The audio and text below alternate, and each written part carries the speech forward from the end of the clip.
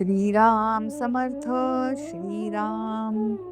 दशक चौथा नवविधा भक्ती. समास चौथा पादसेवन भक्ती. Dashak 4 Ninefold Devotion. Chapter 4 Service to the Feet of the Guru. Sri Ram. मागा झाले निरूपण नामस्मरणाचे लक्षण. आता ऐका पादसेवन चौथी भक्ती. In the last chapter, the ways of remembering the name were described.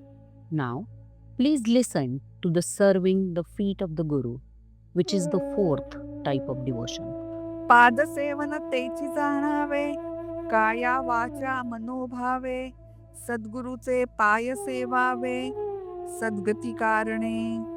By this name, we should understand that in order to achieve high stage of evolution, we should serve the feet of the Sadguru, physically, by speech, and by thought. या नाव पादसेवन सद्गुरुपदी अनन्यपण. निरसावया जन्म मरण यातायाती. This is called being one-pointed in our surrendering ourselves to the Sadguru, which will free us from births and deaths, which is merely coming and going.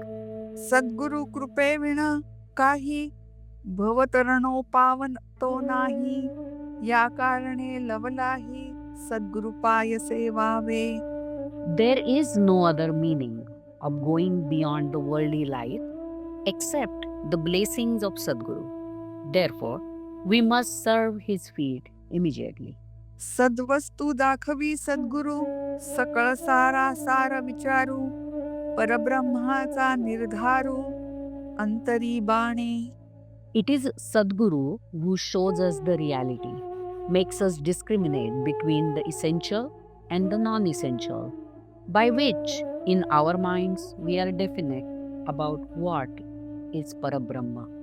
जे वस्तू दृष्टीस दिसेना आणि मनास तेही भासेना. संगत्यागे विनयेना अनुभवासी. It is that thing which cannot be seen by our eyes and cannot be sensed by our mind and cannot be experienced without total detachment or renouncing of all duality. अनुभव घेता संगत्याग नसे, संगत्यागे अनुभव न दिसे. हे अनुभवियासीच भासे, येरा गथा गोवी. When there is experience, the renouncing of duality is not possible. And when the attachment is dropped, experience cannot be possible. Only the man who actually does this will know what it really means. For others, it is only a riddle. संगत्याग आणि निवेदन, विदेह स्थिती अलिप्तपण. सहज स्थिती उन्मनी विज्ञान, हे सप्तही एक रूप. There are 7 terms in this respect. 1. Renouncing attachment. 2. Surrendering of the self. 3. State beyond body. 4. Aloneness. 5. Natural state. 6. Supramental state. And 7. Wisdom or knowledge of Brahman. All of these 7 states are very similar. याही वेगळी नामाभिधाने, समाधानाची संकेत वचने. सकळ काही पादसेवने उमजो लागे. There are other terms also which are symbolic expressions of the state of contentment. All this is gradually understood by one action, which is to serve the feet of Sadguru. वेद वेद गर्भ वेदांत, सिद्ध सिद्ध भाव गर्भ सिद्धांत. अनुभव अनुर्वाच्य धाधांत, सत्य वस्तू. Ved, the inner core of Ved. Vedanta, which means Upanishad, masterhood, the true meaning of the qualities of masterhood, experiences, the indescribable, the personal experiences, all are indicative of that one truth. बहुधा अनुभवाची अंगे, सकळ कळती संत संगे, चौथे भक्तीचे प्रसंगे, गोप्यते प्रगटे. All these terms, indicating realization, are grasped and understood by being in the company of saints. And in the fourth type of devotion, what is hidden becomes very evident. प्रगट वसोनी नसे, गोप्य असोनी भासे, भासा अभासा होऊन अनारिसे, गुरुगम्य मार्ग. The Brahman is evident but hidden, invisible but it can be felt. However, it is beyond the perceptible and even the non perceptible. Even then, by the blessings of Sadguru, it can be realized. मार्ग होये परी अंतरिक्ष, जेथे सर्वही पूर्व पक्ष, पाहो जाता अलक्ष, लक्षवेना. The path is inward, where whatever is seen immediately becomes stale and false. And when one goes to see it afresh, it cannot be seen. लक्षे जयासी लक्षावे, ध्याने जयासी ध्यावे, तेगे तेची आपण व्हावे, त्रिविधा प्रचिती. That which is the subject of attention, that which is the object of meditation, is the thing which we ourselves have to become. And this state is to be verified by the witness of Vedas, the teaching of Sadgurus, and our own experiences. असो ही अनुभवाची द्वारे, कळती सारासार विचारे, सत्संगे करून सत्योत्तरे, प्रत्ययासी येती. These are the things which can be understood through actual experience, by discrimination, and by being in the company of saints and gurus. सत्य पाहता नाही असत्य, असत्य पाहता नाही सत्य, सत्या असत्याचे कृत्य, पाहणारा पासी. When you examine the truth, in that very process, false disappears. And when you look at the false, the truth may not be seen. Thus, when you look at Maya, Brahman cannot be seen. And when you realize Brahman, you cannot see Maya. So it all depends on the observer, whether you want to see the truth or the falsehood. पाहणार पाहणे जया लागले, ते तद्रूपत्वे प्राप्त झाले, तरी मग जाणावे बाणले समाधान.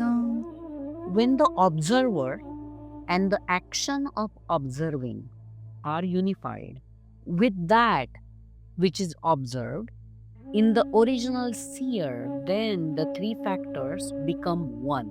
Then only there is that complete peace. नाना समाधाने पाहता, बाणती सद्गुरु करिता, सद्गुरुविण सर्वथा सन्मार्ग नसे. There are many ways of spiritual efforts, but only by the grace of Sadguru they are useful. The path of holiness is not available without Sadguru. प्रयोग साधने सायास, नाना साक्षेपे विद्या अभ्यास, अभ्यासे काही गुरुगम्यास, पाविजेत नाही.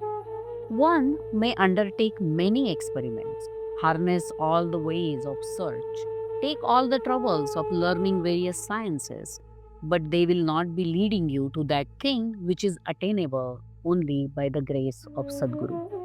जे अभ्यासे अभ्यासिता नये, जे साधने असाध्य होये, ते हे सद्गुरुविण काये उमजो जाणे. How can that which cannot be studied by regular study, which cannot be attained by the means, be understood without the help of Sadguru?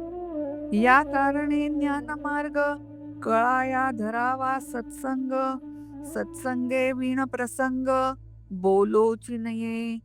Therefore, in order to make progress on the path of knowledge, we should take the help of the company of gurus and saints. Without that, you should not talk about spiritual life at all.